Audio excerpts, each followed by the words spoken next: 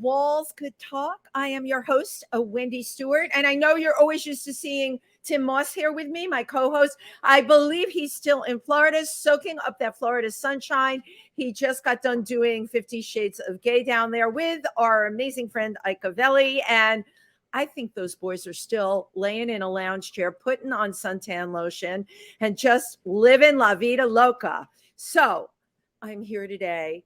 Please feel sorry for me. It's so cold up here. You know what? I should be living in Florida. I'm not a cold weather person. I know a lot of other people aren't either. So let us all commiserate together today on If These Walls Could Talk.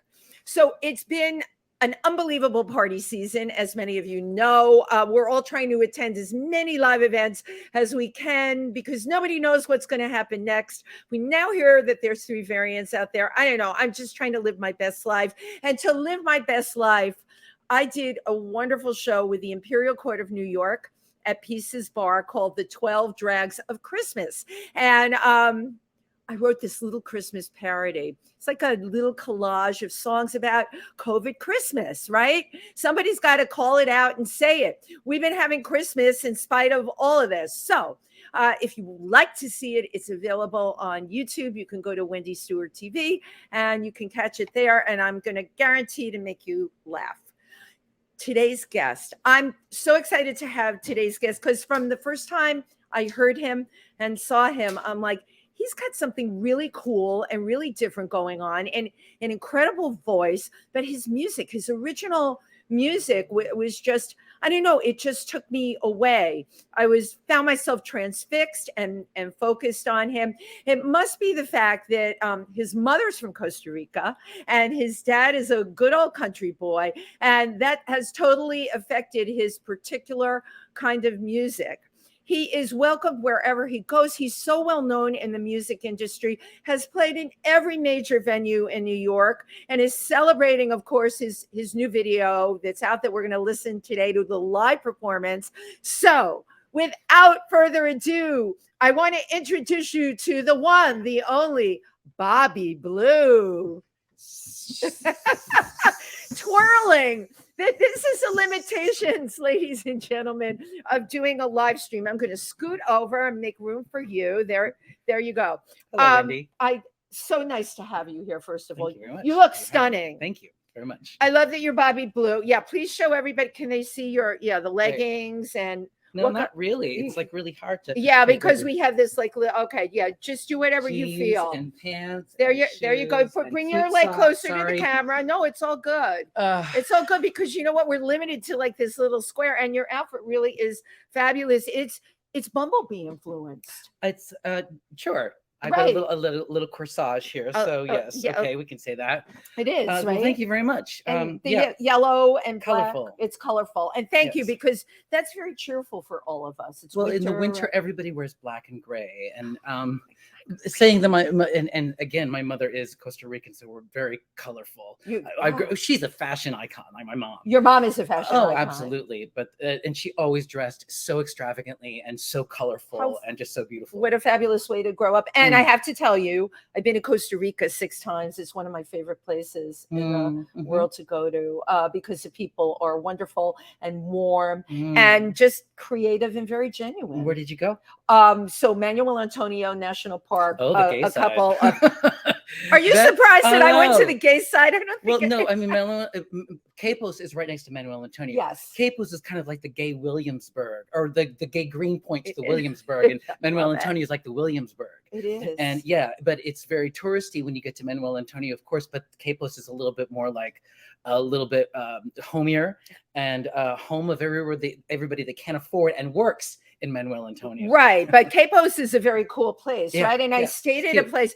Don't you even want to know what made me go there? People tell me all the time that they've had these extravagant things, and I know that's really big for tourism. The reason I kind of know a little bit. If you know about me, I'm a wildlife person, right? I'm into wildlife. I read it in the Costa Rican Times. It's called the Tico Times, which you would know from your mom. In English. About a woman that was rescuing sloths in Costa Rica and putting radio collars on them. I know, I'm really out there. And I'm like, that is the coolest thing I ever heard. Yeah. And she had a hotel called Mono Azul, Blue Monkey, Mono Azul. Have you heard of it? The Blue Monkey.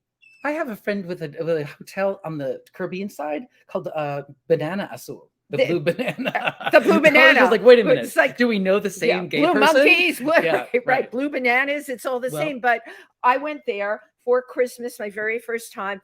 Oh Holy Night was playing. We walk into this very quaint little dining room with rafters above, and hanging from the rafters were 3 slots while Oh Holy Night played, and there were like Christmas tree lights blinking. And I'm like, this is so damn cool. I have so many things to say about what you just said. First of all, the one thing about Oh Holy Night is that it's one of the greatest songs. I love it. I love that you said that. I love the song, right? It's I don't know what I like. I don't really believe in the story, but the story is beautiful. Like if you listen to the lyrics, especially the second verse, it will bring you to tears. Yeah. But then, but the thing is it's more entertaining when you're at the Monster with a bunch of gay men around the piano, all trying to be Whitney Houston about Yeah, it. right. It is Singing at not top of the their place lungs. you really want to be, but then again, it's really the place you That's- want to be. It As is as just opposed like- to watching one sloth knock the other one down from the beam onto the table where we were eating. Oh, It was really funny Really? though. Yeah, it's forever etched in my brain. And one of my in Manuel Antonio, I had an experience where I was just walking around, and I was walking toward this really this pizza place, and it was just kind of off the path. And you had to like walk down to it was like a little drive to the parking lot, but on the way you're in the middle of the jungle. And the thing is that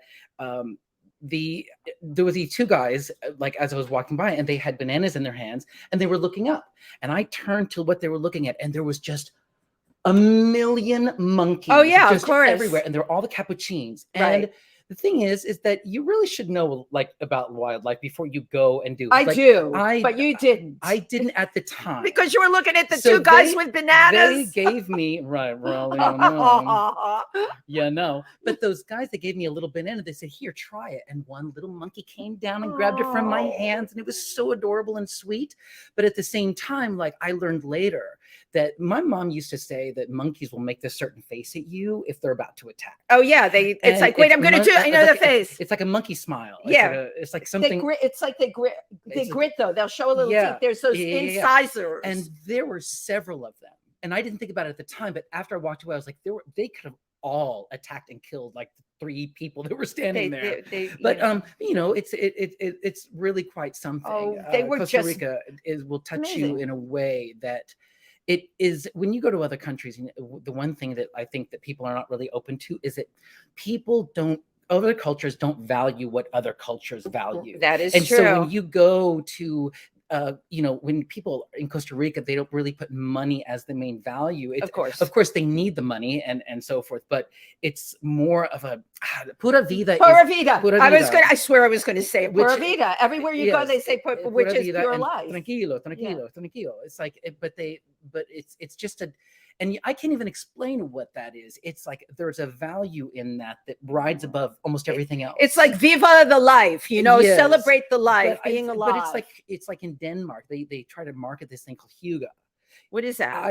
It's a room that's set up in a warm way, like it has a candle. Oh, I love that. It's cozy. Very cozy. But it's something that only Danish people will ever truly know how to do and understand. You can make the scene, but you're never going to do it the way Danish. And that is pura vida also. I love Costa Rica, you will never really get it unless you are immersed in it, just absolutely immersed in the culture. Yeah. So you've obviously been immersed in it, and reading about you, your dad is a good old country boy. Yes. Mom's from Costa Rica.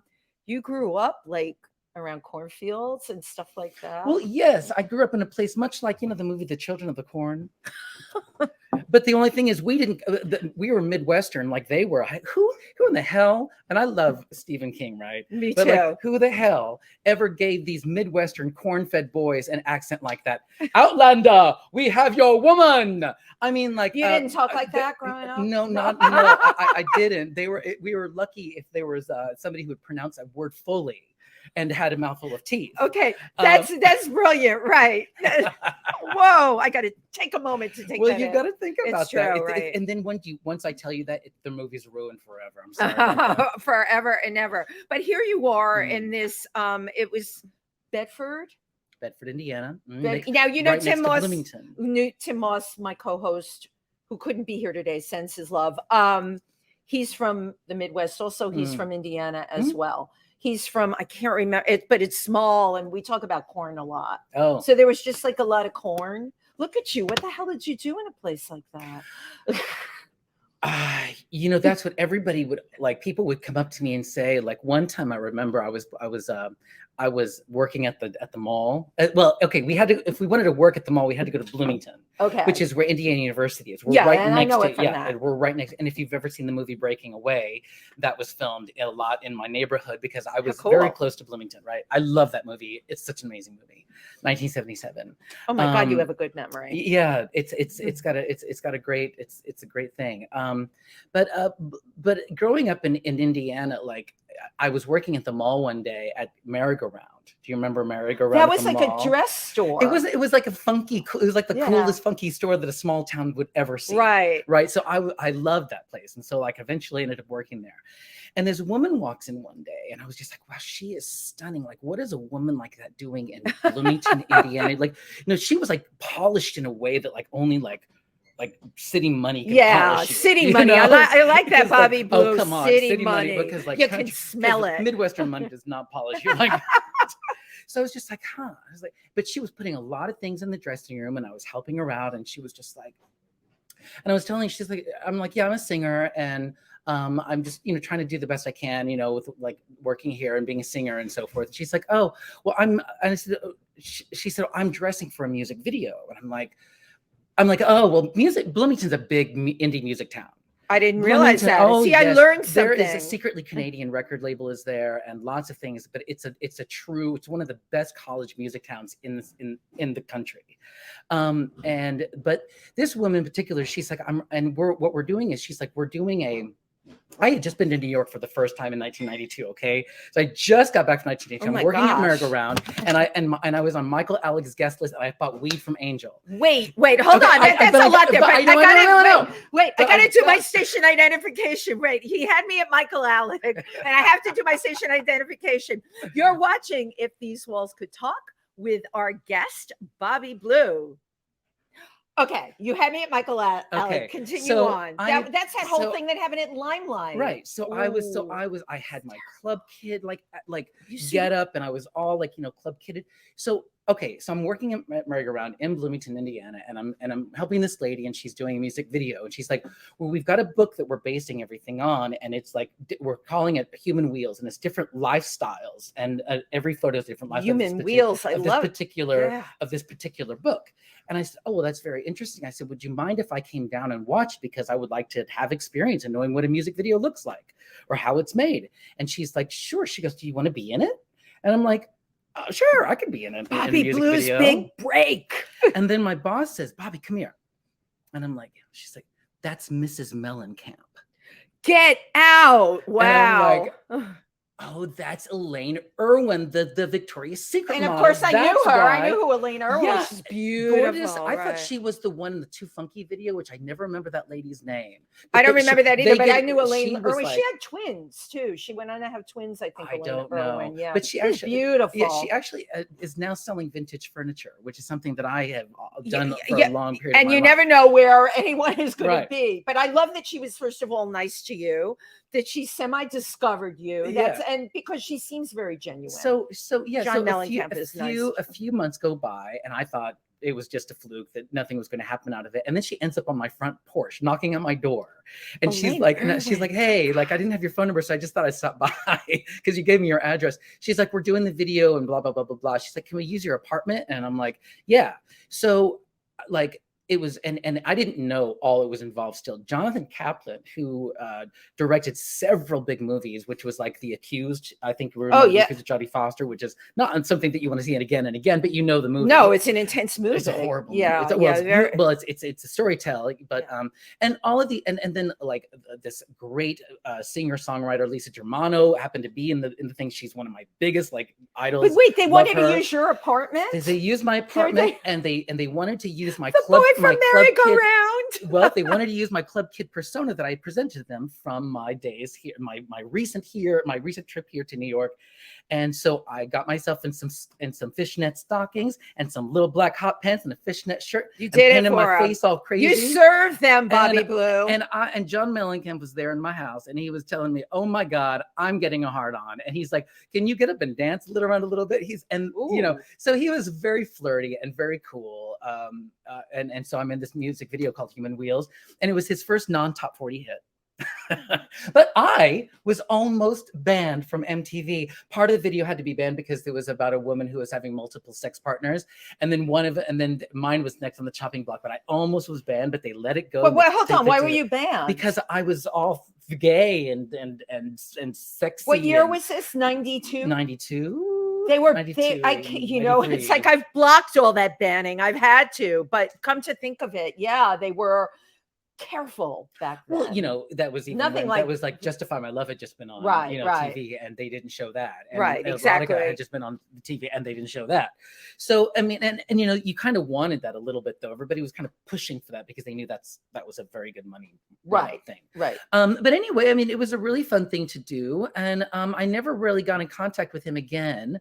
But they were very excited, and that was kind of like my first like big thing. That was your. It's interesting that you had gone to New York for a bit and then came back, and then it happened to you, because that tells me, right, you picked up, like, obviously you came and settled in New York because you're supposed to be here. Yeah. Anyone who ends up here and ends up doing it here, they're supposed to be here. Yeah. So it's interesting that you brought that magic with you back to the boy in this merry-go-round store. and she like, you know what I'm saying, the series of events that happened that you were, I met a lot of people at that store. You know who else walked in? Merry-go-round. That's a ticket. You know who else walked in, and I love her? It was Jerry Jewell from The Facts of Life.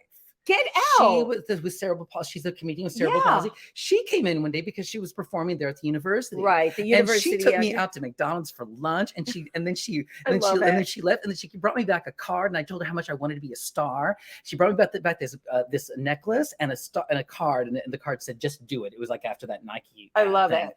And she was adorable and sweet. So that store brought like even Bloomington. It was Indiana, it was like a magnet, the merry-go-round magnet. It was. It's interesting to me, though. I look at you and I hear this story, and you made that trip to New York. You were born in this small town in Indiana, and obviously, it had to be challenging for you growing up because. Yeah. Like I had Joey Arias on here. I know Joey Arias came out of the womb exactly the way he is now. This is not personas people take on. It's who they are as people. You had to be like this early on in the game. What was it like for you going to school? Well, I mean, it was probably, I mean, I don't know what I mean. Okay. So there are a lot of, I've learned so much in this when I'm talking about bullying. I've written a song and after thank you for doing that, by the way. Yeah, I wrote a song called, and it's not, I've recorded it. It's just not out yet. I've got to find a good visual for it.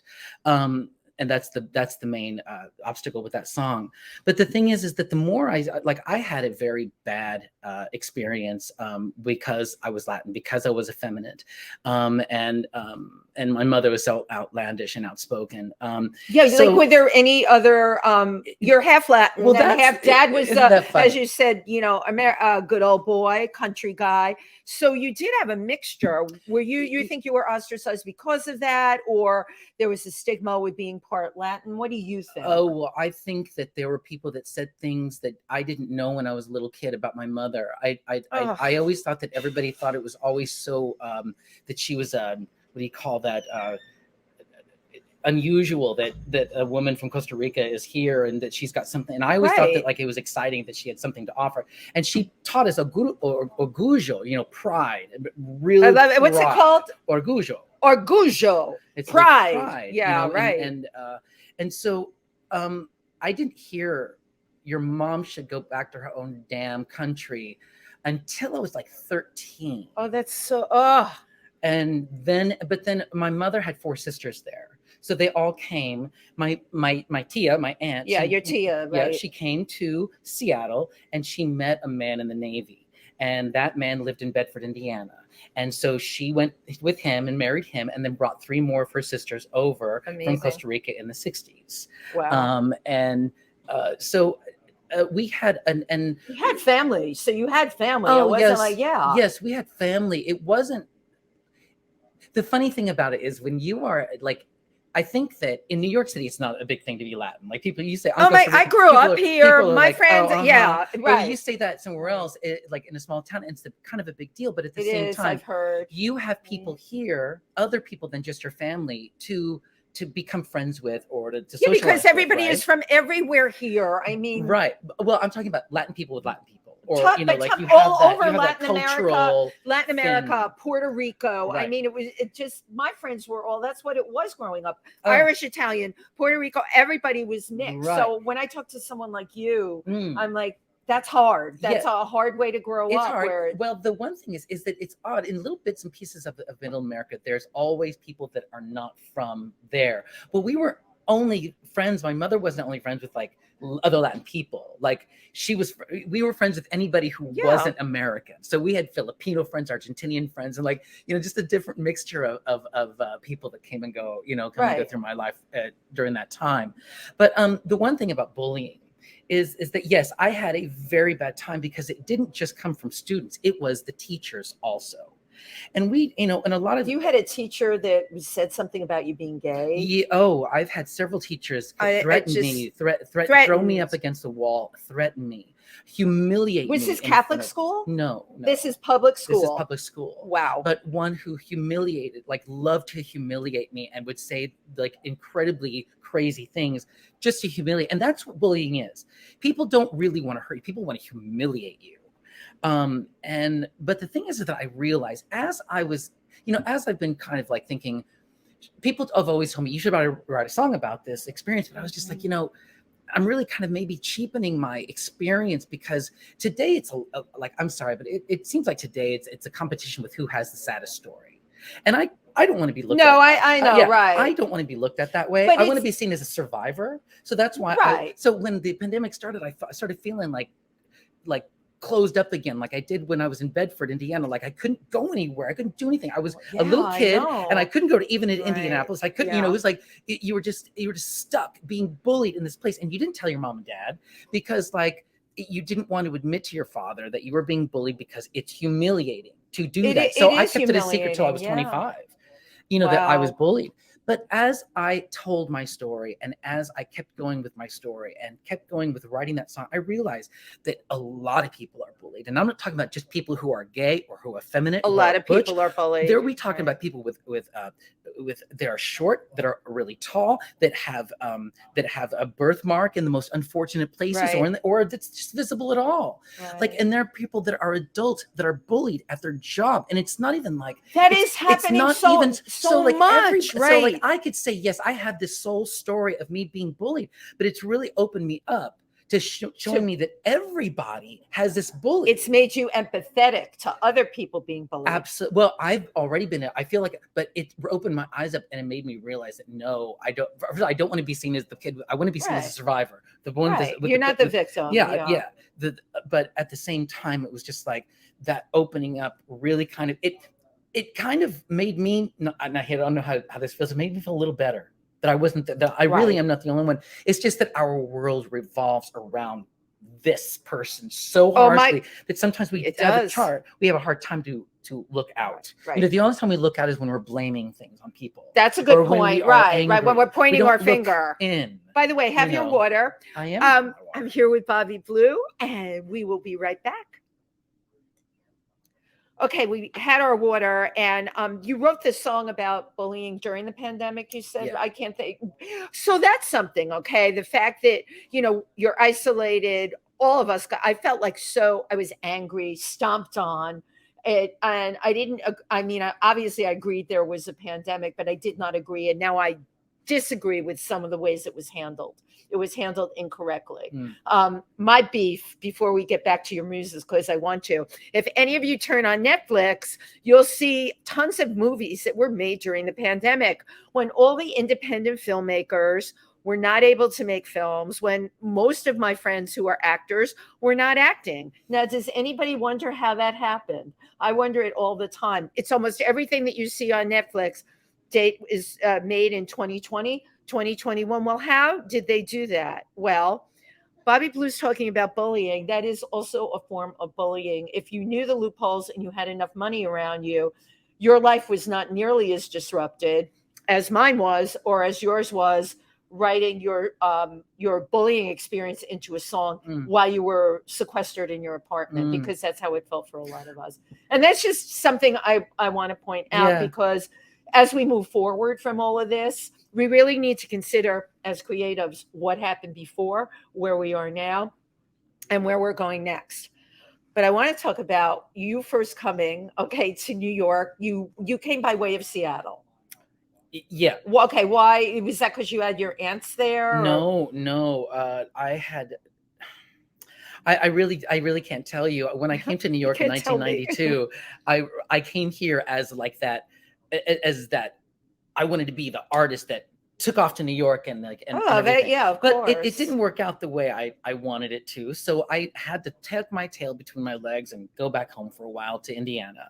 You hoped that Madonna was going to come save you. That was a long time ago. She ain't coming. She ain't coming. So if Madonna calls, I'm not here. And that's the one thing is that Madonna will teach you. You have to save yourself. You have to do it yourself. Absolutely. And that's the thing. That's a good lesson. I think that, and that's the thing is that we're all here by ourselves. Nobody's going to come and save us from nothing. Not your mom, not your dad, not there. It's you. It's you. But coming to New York, I had fallen in love with a boy my first time, come out of the closet, and he was going to go to school, to grad school in Arizona. Okay. So I followed him to Arizona where I did not want to go. And it was just like, I wasn't making, I don't know, like, who knows why, I think your heart, you were following your heart. Yes, but there's yes. So after we broke up and I was stuck and I'd already moved my life to Tucson, I'd gone to visit a friend in Seattle and I loved it so much. I love I love the indie aspect. I love how raw everything is and was. If you go to Seattle, Seattle and New York are very different, but the one thing that's very different is mainstream. You don't see or hear mainstream things in Seattle. It's all like underground. And if it is mainstream, people kind of scoff at it. Right. But you come to New York and mainstream is very, very people are talking about it. It's part of it is, but we've got everything else here too. Yeah, there's something for everybody here, which is great. Absolutely. But you have that. So that was kind of very different. And I like the rawness of it. And so I made some music. And I made some lyrics and I had gotten a melody. And at the time I wasn't playing guitar.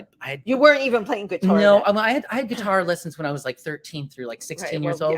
But at that time I wasn't confident. It was several years later. I wasn't confident playing guitar. Your prior experience was just, you sang in choir as a kid and all of that? Yeah, sure, but I would actually write my own songs. Okay. I wouldn't sing their songs. Right, but you would write your own songs and you started doing that as a very young kid. Yeah. That's a gift. Yeah. So when I was in Seattle, it was just so indie and everything was just so, just ask and see if it happens, which is very similar to New York, that thing. Okay. But I'd found some electronic music with no vocals on it. So I had formed my songs and it was a band called Swayzak.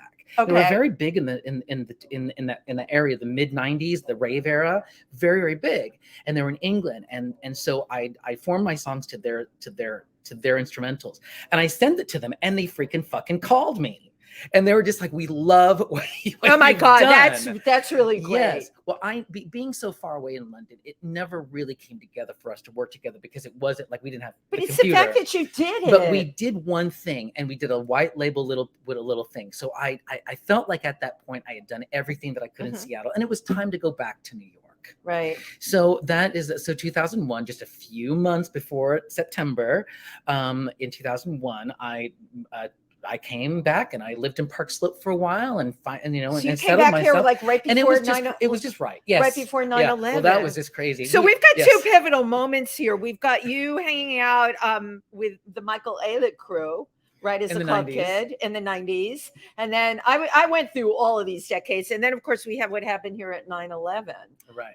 Very interesting that those are the times that you were really drawn back. It must be the energy. Do you ever think about that? I don't know. Just things happen. You know, the thing is when I'm learning more, I hear it all the time. You hear people say this all the time. Yeah. I'm just not really learning this thing is that things happen at the right time.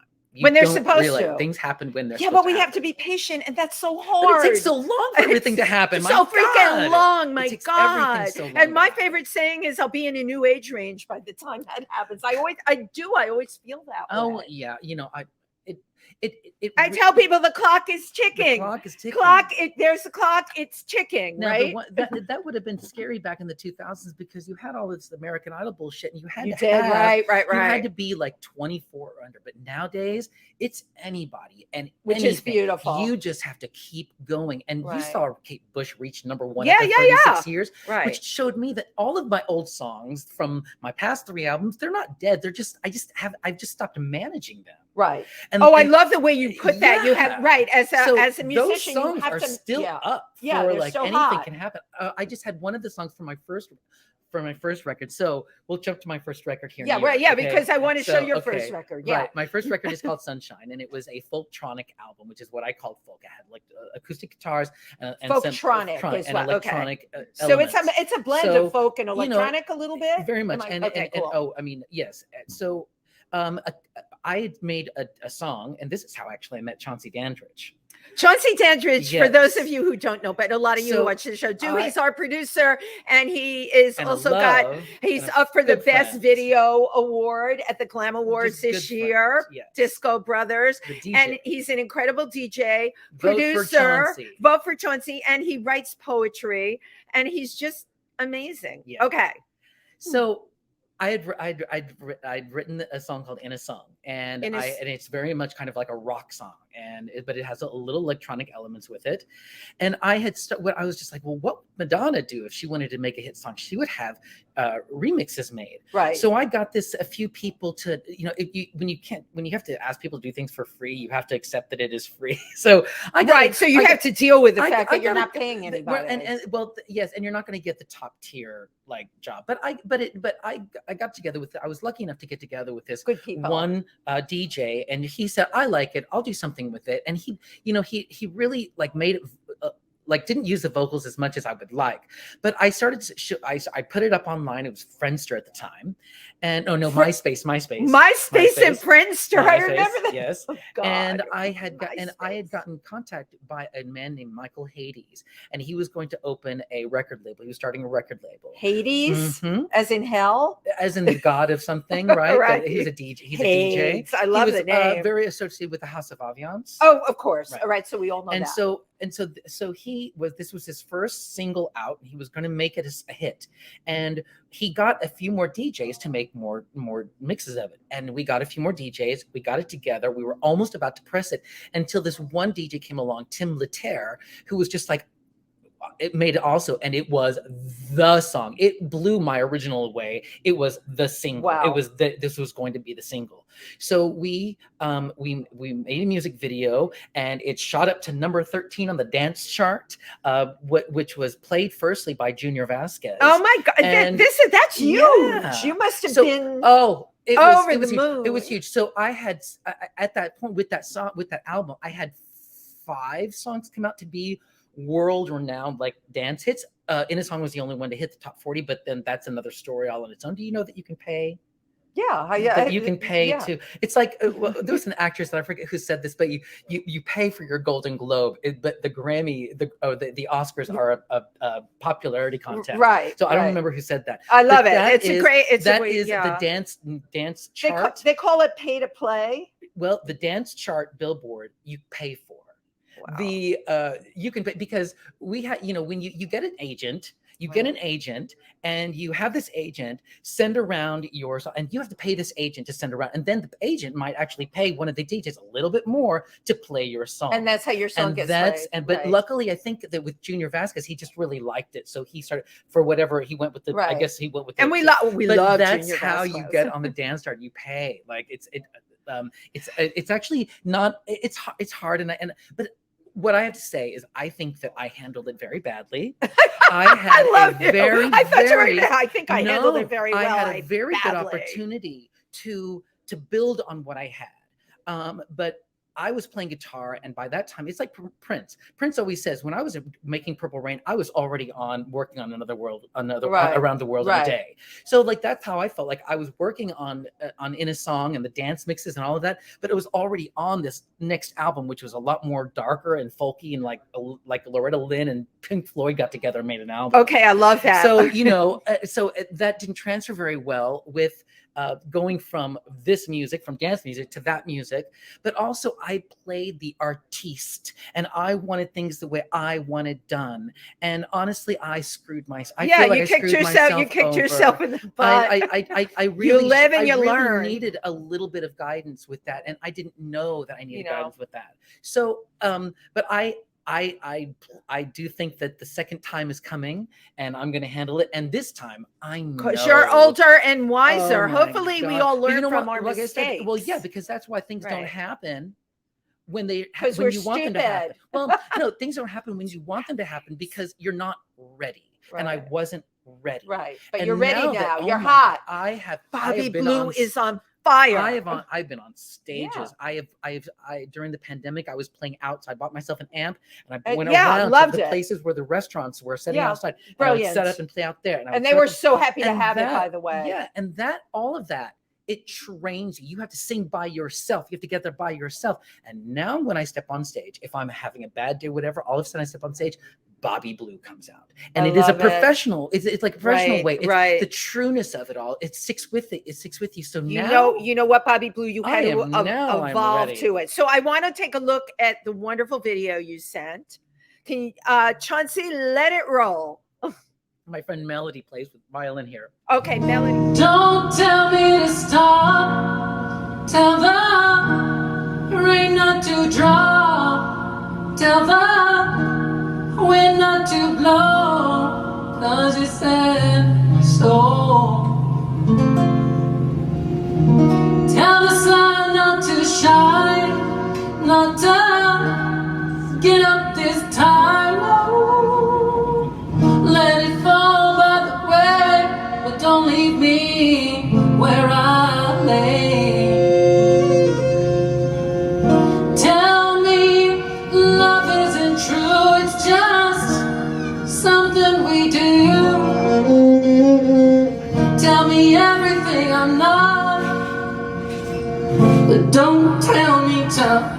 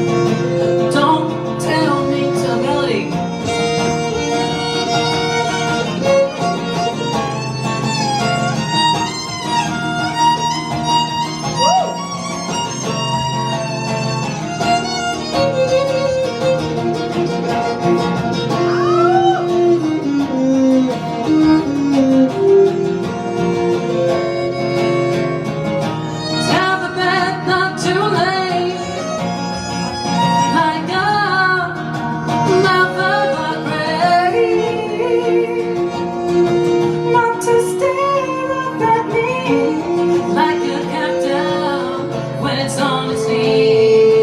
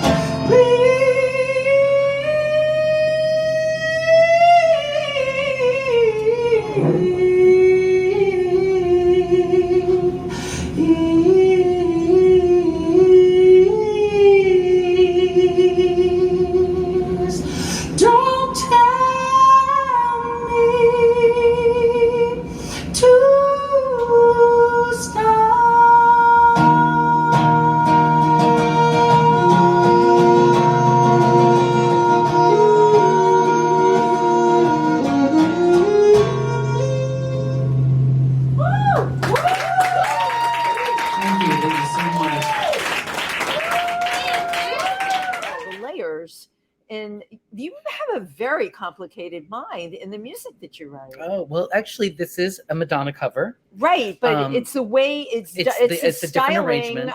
It's the styling and it's the arrangement. Well, when you do a song, I mean, I've been doing this song. This is one of my favorite Madonna songs. I Right. absolutely love this song. I've always loved it. I love her version a lot. I love your but version a lot. Thank you. But I've been playing it for as long as the songs have been out. So when you play a song, it forms, it molds and morphs into other things, and you start, Right. and then you get bored with the song, and then you have to start doing different things with their voice. And so this is the cultivation of many years of playing this song, and Right. and it just kind of ended up here because you have to eventually make it your own. Yeah, You know, and right, exactly. And that is kind of like, it's got to. All I have is a guitar. I don't know how to play piano. I'm not. I'm a strummer. I'm what they call a cowboy guitarist. I can only tell me strum. what that is. I don't even. It's just know. somebody who can basically like just lightly accompany Do themselves, like chords? enough. Is it like chords? Yeah, it's just chords and but there's no fingering. Right. You know? Are you self-taught? I had lessons from 13 to 16, but when I picked it back up, I had to completely remember it myself. And yes, so Wow. I had to do it all by myself, which is, great. And my fingers don't make all the chords. I don't know why. Sometimes I think maybe people have longer fingers than others. No, But, you know what? You're right about that. I took guitar really lessons and I suffered from not being able to get, I'm like, yeah. No, it's just like, Let me but, see your hands. Oh yeah. Well, let's they're- hold our they're hands small. up. Yeah. My small Latin hands, He's small. He's got teeny tiny Latin hands. but giant testicles, absolutely huge. But he can't use them to play the guitar. So, but they're good for Well, other you things. don't know So about they're that. They look good settling in underneath when you've got the right pair of jeans on. There you go. There you go. Anyhow. So that song is very important to me. I almost feel like it is my legend song, even though I am not the original writer of it, but it just speaks to who I am very much. The music video, if you go over to, you'll see that what we did was we edited down a movie that was in the public domain. I did see that. How did you go about it? That was an old-fashioned movie. It's called Hell's Hinges from 1916. So it's a silent Hell's film. Hinges. Yes. I like that. It's about one thing, but we took it and we edited it down to make it something else. So our story that we got out of it was a rootin' tootin' bad cowboy who meets someone who shows him that he has goodness inside. Right, of there's him. goodness inside this bad boy. We love those stories. And the whole thing is it's just about him realizing it, and the moment he realizes it in the video is the most heart-wrenching. I mean, there's not a lot of editing here. There's not a lot of fast, like, today's style movies or anything. It's about this way that they would make, silent films back then. It looked exactly like the way they just a single moment and a long shot, and you could see his eyes go from like this to like, oh my God. And it's just like this stare, and it will make you tremble. Penetrating. I did watch So go to the it. video and watch it. It's incredible to watch that And scene. this is on your YouTube channel, right? Right. It's Bobby And Blue it's Music. Don't right? tell me on Bobby Blue Music. Don't tell me on Bobby Blue Music. So the rest of the video, he's basically burning down his life, which is the town burning down. And he starts to nurture the light that he has found inside of him. And he leaves that old life behind. But the fact is that it like with Madonna's like with the idea of these lyrics, it was written by Joe Henry. Joe Henry is Madonna is a 3-time Grammy Award winning Americana music star. So all country folk music. He is Madonna's brother-in-law because he's married to Madonna's sister Melissa. Let's just keep it in the family. And, see, I already love John. Things. I always loved Joe Henry even before I even knew that. I had no idea. And so they've written several pieces together, and it's always like her best stuff. Wow. Because he's such a good songwriter. He's such an amazing songwriter. I mean, all of his albums aren't actually listenable, but it's like a Bjork album. Like you know how amazing that she like invented her own instrumentation, but the albums aren't always actually something that you want to hear every day. But I love that you brought up Bjork because you're definitely out of the box with your music. I mean, she is a huge. Yeah, but she's huge to me. amazing, and yes, she had me in the don't meet swan her. outfit on television. I got to tell you, I I- made that outfit for Halloween. It's sitting in the closet. Oh, that's When she came hilarious. out with that was the Grammys. She wore that. The Yeah, swan. but I love But the she's swan so dress. she's so talented. That is a redo of an old. I don't know who the actress is, but she did it back in the 1930s, and she The came swan to thing, the I swan love it, with the dress is from swan around actually the your neck. 1930s. It's another actress wore it like back then to the Oscars, and I have no idea who that was. You could probably look it up. But Bjork is big to me. Big because she's always taught me that is that you have to make it your own. You have to be inventive Right. with things, and it's and to turn something upside down, to turn it on its ear. And I've always been interested in remixes, but I'm not always I'm not exactly a dance fan. So Right. but I like a remix, like the way like Beck or Bjork would do a remix. It would just do it let's do it with country country Yeah, you like things instruments infused or, with yeah, other infusions things. and It's interesting. invention. Invention, because you said as a kid, when you colored, you didn't have the right color for the trees, and your mother said to you, well, the trees can be any color you want them to be. Yeah, That seems to go right into your music. that is my making life the philosophy. trees. Well, Yeah. I can't believe, I don't know where the time went. We are finishing with the first part of our show. Don't go away. Okay, because we've got more after this. This is our initial broadcast, and we'll be right back with Bobby Blue. Okay, so we have so many comments, and I'm so thrilled at all these people that tuned in. Do you know how to work the comments on this I thing? think you just scroll down. Do I use that button? Okay, You everyone just knows I'm go not here technical. and Okay. Oh, it's the tracking pad. Okay, I have no confession. I'm terrible with the tracking pad. I like a mouse. Oh, okay. okay. So I said it. Okay, I want to see. It's all about the way So, you use your fingers, Wendy. It's all about how you use your fingers. Prince Fleet Easton, thank you for tuning in. Wendy Stuart TV, that's me. Victor Santiago, hi folks, a friend of yours, I guess, huh? All right.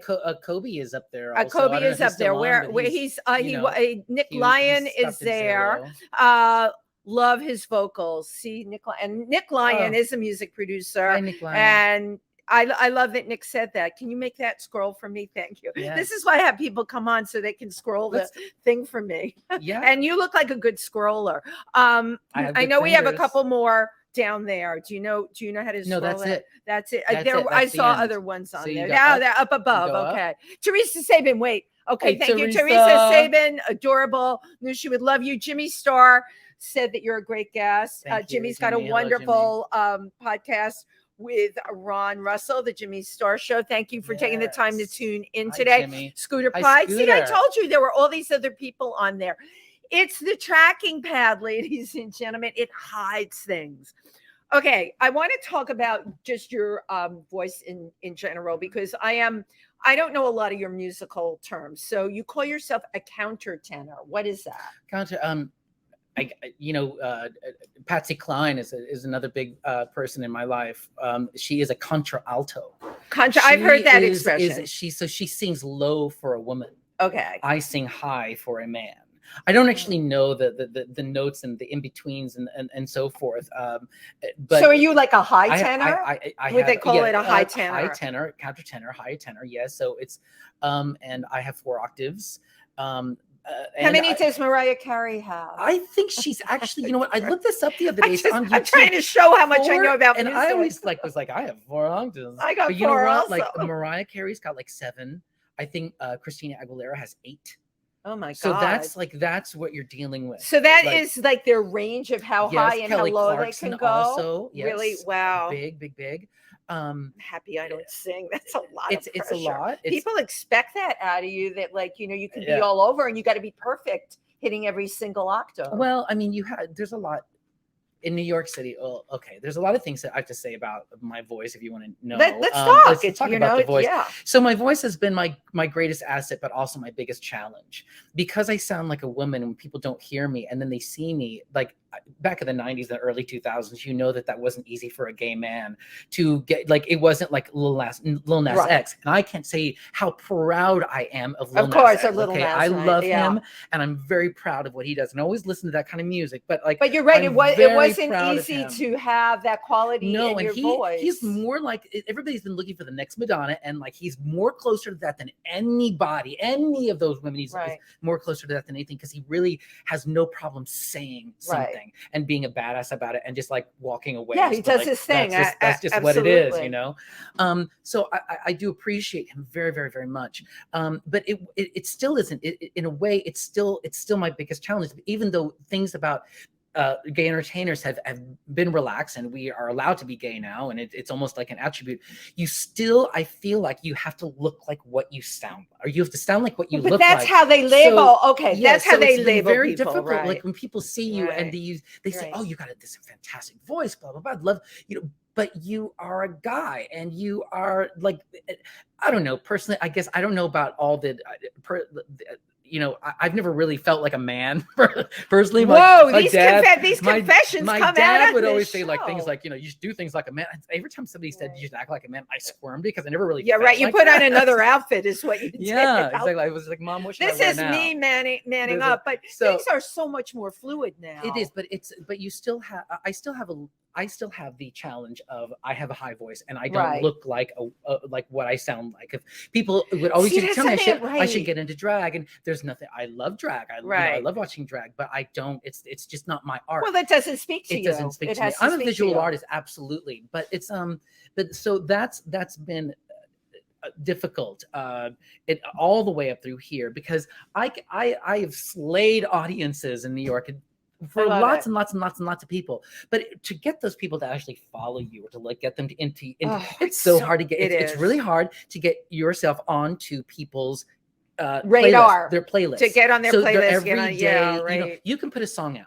But then all like these days, everybody's like putting out like 5 songs at once. And I understand that that's the industry standard for like people like, you know, Beyonce or whoever who's going to put out 5 videos and 5 songs all at once. But as an indie person, I'm just not there. Right. Because it takes a long time for somebody to hear. I've had this song, Don't Tell Me, out since the end of July. Most of the indie musicians I know Right. have put out some at the same time. They've already moved on to the next song. But I just feel like, no, like, But it's not you being haven't played even, you haven't enough. even heard it until like a Right. few So days how ago. can- So I'm like Kate Bush, Right. can have the number 1 hit 36 years later. But- it takes a long time Right, for a it song to get does. to the general public. Right. And I then so agree can with get you. your to the general public, but then you've got to get to where it's playing in their head, and you know, and then you've got to get on the playlist. But don't And, you think it know, was so, a lot like, easier? Let's go back to the early 90s. You know, Junior Vasquez plays you Well, on the that's dance floor. 2000s. Right. That's Okay. 2000, like 8, 9. Okay. But again and again, you get play.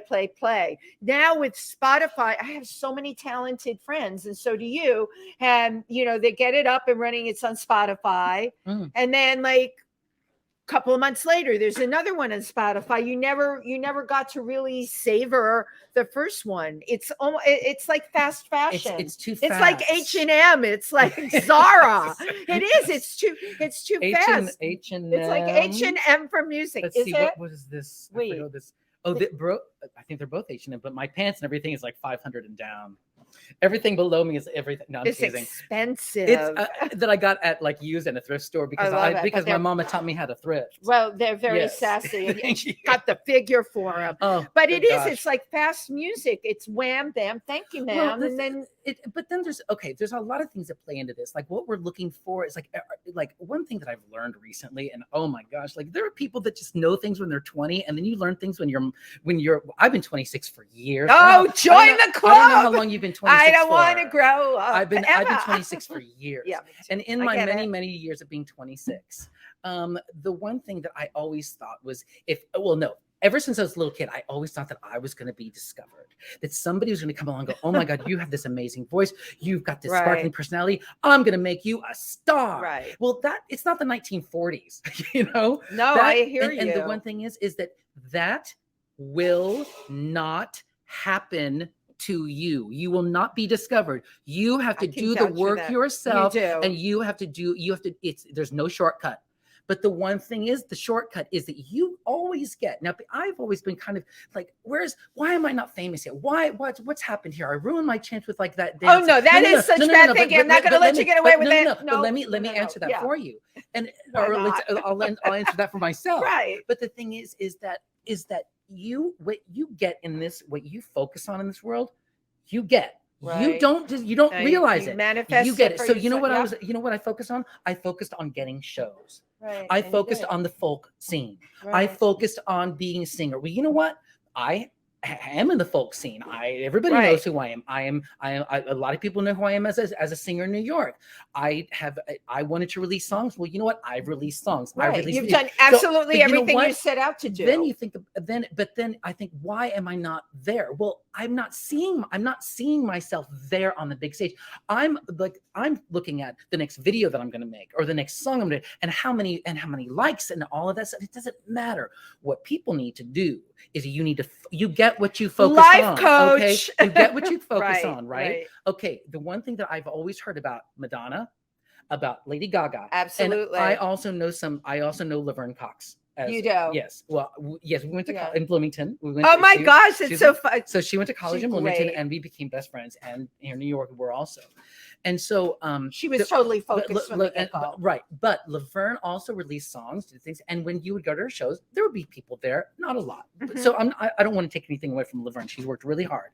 But the one thing that I realized about all three of those people is that they didn't focus on singles, and they didn't focus on shows here in New York. They got their chops. Right. That you have to get your chops. You have to go out there. But they and focused perform, on the big and you have to put picture. your feelings on the line.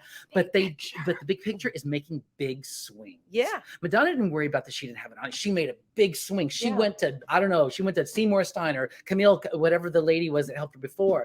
But what Laverne did, what I remember what Laverne did. Yeah. I love this these is about, stories. right? So Laverne was, and I don't know how much I should and shouldn't, what I should and shouldn't say, but I'll say Whatever makes you comfortable. And a little dishy. Laverne was going on, she was, the View was having extreme makeovers, and they were taking on, and they were auditioning people to pay for a complete makeover. So Laverne she had already been I Want to Work for P. Diddy, which was a reality show. Yeah. So she went and stood in this line for this extreme makeover, and so while she's standing in line, she didn't make the View. Joy Behar was standing in the line and interviewing people in the line. So Laverne she went was to in the Laverne. line. Laverne's the tallest person Right, there. Laverne right. goes in. So she says, what are you here for? And Laverne's like, I want to have my change. I want for, I want to do. I'm Yeah. in transition. Right. And I want to complete my transition. Right. And I'm saying that with as much respect as possible. And this can help so- me. It can absolutely help. Well, right, but that also, I mean, she's an actress. Yeah, So, she's a but great the one actress, thing too. that happened was she didn't win. She didn't get, but Joy Behar saw her while she was there, And- she was swinging big. Right. So you can't. I love this swinging big. You gotta Right. It's swing that big. big. Swing because big. That has to be your focus. Your Right. focus has to be swing big, not how many people like your Instagram, not how many people playing your That's song. exactly right. Because the fact is that most people, and I will say this, how did Taylor Swift end up with all 10 songs being the top 10 songs? She paid for it. Right. And everybody, they go out and they pay for plays, and then that adds up. And when you pay for plays on Spotify, it actually, it sends your music out to people who would suggest it to. If you don't get those Right. plays, most people don't. I think they said something like 75% of people on Spotify have less than 50 listeners a month. Wow. And those people are not making the money. They're But not. Spotify's they're making not money. Sending, they're not. Yeah, they're not sending. Spotify's making they're money not hand sending over their fist, songs to right. anybody else. You have to focus on what you want. You want to be on stage with you got to focus Right. with being on a big stage. You got to Right. be, and what I was always heard is my feelings getting hurt, not being wanted and as rejected as how many times I have been, because I have a high voice, because I look because I have a mustache. But and a it's high who voice. you I are. have Hello. been rejected several It's who times. you are. But that's what they always say. Oh, he's not all American enough looking. He's, and that's been a very big thing. But So, listen, I learned even this today- from Jason from But I the don't- the Golden Gaze. I got to share this with Okay. you. He's very successful with that group, the Golden Gaze. And one of the things he said He only focuses on the yeses. And I've really made that a part of my mantra. Wow, that's very powerful. This is powerful for you. That's Mm. why I'm sharing it. Yeah. It's powerful for anyone who's listening. You focus on the yeses. You are not all American. I am not typical. And you know what? That is just fine. We have what we can bring to the party. And I only want at my party the people that are going to get behind me. Yeah. Okay. And be the wind beneath my wings, as you do. Yes. I wish that I had learned how to swing big before, but I wasn't ready. And Right. now I'm ready to swing big. I Right. don't know what I'm going to do. Bobby but Blue it's is gonna ready be to something out there. swing big, Yeah. right? I have a huge penis. So Right. is it, no. I'm sorry Tim Moss isn't here to comment. Well, I on hope that. that I can say penis and balls and everything. On No, this you can song. take. You know, You the can say Johnson's not whatever gonna- ever you want. No, we don't bleep things So, out on but this show. Now is not a great time vocally. I discovered last week that I have vocal nodules, and even though I have not spoken this much since like last Thursday, Right. I I felt the nodules last growing while we were doing the show. Right. Okay, It's- because I'm raspy. we are I'm talking. raspy. You are talking. So But it is something that has never happened to me, and I am devastated because I always knew that if I lost all my money, if I didn't have a way to make Right. money, I could You always could just go to the subway and sing.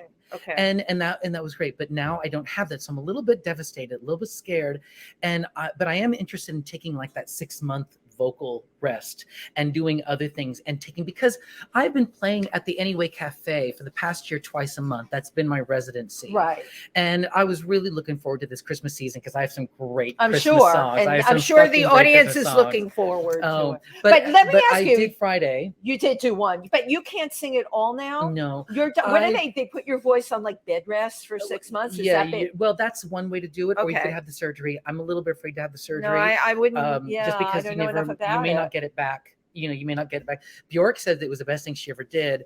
Back in the 70s, Julie Andrews lost her voice. I remember. Was that nodules? Yes, because she had the surgery done. But that's also 1970. This Right. is 2022 where things have advanced. So Bjork says she has it, but I've also read that there's areas of your voice that you may not get back. So just let it heal on its own. And taking 6 months to do that, great. So you think this is a call from the universe that you're not supposed to be? It's a call from my body that's from your rejecting, body, whether right. it's psychological It's or time- metaphysical. It's something saying, I don't like what you're doing. Right. Stop this. You And need you know to what? To be stop. honest with you, I have to say, and I appreciate the Anyway Cafe, and I love you, Natasha, and I love you, Charlie, and I love you guys, and you guys know all the guys here at Pangea, and I know that you guys are very associated. But the thing is that after 3 hours, I can't really do 3 hours anymore. That's like being a human jukebox. Right. I can't do that anymore. A human jukebox. I love It really that. is. It really is. But things are getting stale. And just like you're at a job, let's say you're at a job for a long time, things get stale. And I I agree. love performing. Every time I perform, I give you my all. I cried during my performances. Last Friday when I couldn't finish the song, I actually broke down an ugly cry right there in the middle of the Anyway Cafe. I'm glad that And- you did that oh my because God, that's it what was you were so hard. feeling It was in the really moment. kind of embarrassing because it was just like all of you this. don't- I was singing Wildflowers by Dolly Parton, Emmylou Harris, and Linda Ronstadt. And it's like those lyrics are about everything. It's about dreams and about chasing your dreams. And Right. everybody in New York. That song is about That's everybody. that's Even though why the we're country here. song is Yeah. it's about everybody It's in New about York. chasing And your it dreams. really is. And it's like, and the lyrics, because it's Dolly and it's just so detailed and Yeah. descriptive. I just started crying because I'm like, I'm here to Those- sing and now they I can't. right, but those lyrics spoke to you. So- But okay, you can't sing, but look at all the other things you can do. I You can write. do. This I'm is going for it. this But a wake things up have- call. Something's got to change. Like Right. something right now for Right. me has got to change. I Right. can't keep doing the same thing that I've been doing I for hear 20 years ya. since I've been here in New York. Yeah. I The love- universe is funny, Bobby. It need- will kick you in the butt when There's- it's time to there's- make the change. There is So- nothing greater to a performer when you can play in a place that has great sound. Yes. A great sound system is everything I want But in sometimes- a Right, performance. but it doesn't always happen. No, doesn't always not in happen. New It's York. like a No, dream. but that's how you learn. You learn how to sing without So- anything. so- Learn without anything. So we're talking So- about singing. You're telling me you're going to give your voice a rest. What's the plan? I want the the plan. plan is that okay, well, I plan on. I don't exactly have the plan. All I know is Yeah, that there sure. has to be like I have to grow up or grow out, one or the other. Things are getting a little stale, and I'm a creature of not just morphing, but I'm a creature of mutation. I love that. and I say that because I say morphing. He says mutation. No, I say mutation, love and it. it's because I love sci-fi, but Okay. also because if you listen to my albums, every single one of them is different. And the one thing that I've always gotten, maybe, like from music producers, is that I am not consistent in my genre. And I fucking hate that. I hate it too, because they're trying to put you in a square box. I want to sing everything. And you love it. I want to yeah. sing Julie Andrews, and I want to sing You punk. go for it. And I've done it. And so, like, my first album's a folktronic with a dance thing with a dance DJ thing at the end. My second album is a psychedelic folk country album. My third album is a covers album, tribute to a lot of Latin songs and Patsy Cline songs. So you can do all of this. You have this but range. that's my Why not? that's what was the biggest, probably the biggest challenge of all of my music, is that I always make a different genre, and people like, you have to be consistent. No, you don't. They same thing always. They pigeonhole people. I mean, but you look at the pop stars. I don't want to interrupt you. No, not at all. But I want you to tell people how they can find you. Of course. Not just here at Pangea, although he is here at Pangea, where we have amazing performers. You should look at the calendar. Well, why was I here? Is this Kobe Cole? Kobe Cole does the 27th is one the of next the greatest singers of our time.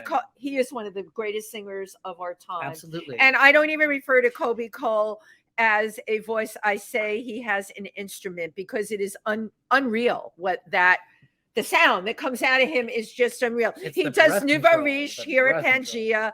The 27th of December is going to be our next one. I hope I see you there. And you can always reach out to me if you think you got what it takes. I'll put you in touch with Kobe. But how do people find out more about you? My name is Bobby Blue. You can find me at Bobby Blue Music on Instagram, TikTok, or the Facebook. Great. The Facebook. As opposed to Facebook. And then, of course, BobbyBlueMusic.net. Right. BobbyBlueMusic.net. And that will, if you go to the Instagram, it'll take you to everything. Okay. So just find Bobby Blue. Bobby Blue Music. Bobby Blue Music on Instagram. And also check out, please, my new song, which is Don't Tell Me. And the video is there. If I don't know how much time we have left. So I'm just we're at the end of our rope, honey. Okay, yeah, but you can say as much as you want. I have made a beautiful playlist, I think, of queer folk musicians, and they're more eclectic musicians, so it's not going to be your regular folk sound. I've got Spanish speaking or Spanish languages on there, as well as just like the people that I found in the indie industry. Where do they listen to this playlist? I put it on YouTube, I've put it on Amazon, and I put it on Spotify, and it's called Queer Folk.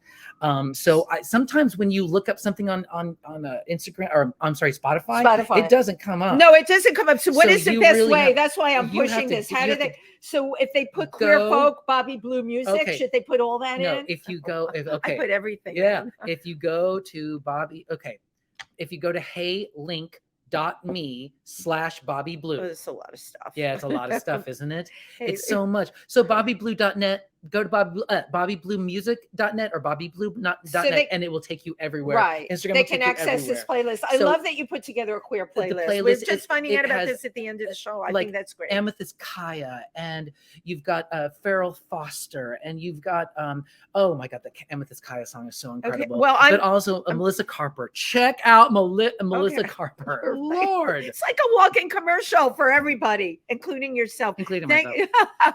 I love you to death. How cute is he? Thank you, Wendy, for having me. Thank you so much for being here. The night I came and saw you at Kobe Cole's show, I knew I wanted you to be on this one. I loved your music. I appreciate and that. I think you're one of a kind. Thank you. There you go. Thank you, everybody, for tuning in. Have a lovely, lovely few weeks, and a happy new year to everyone. Yeah, Merry Christmas, Happy Kwanzaa, Happy Hanukkah, whatever you celebrate or whatever you don't celebrate. It's a lot. Happy New Year. It's a lot of pressure for people this time of year, and some of you may not be feeling so festive. We get that too. You know what? Go out, enjoy the day, and be grateful. See a live show. And see a live show. Okay, music is everywhere. Thank you, everybody. See you next week. Bye-bye.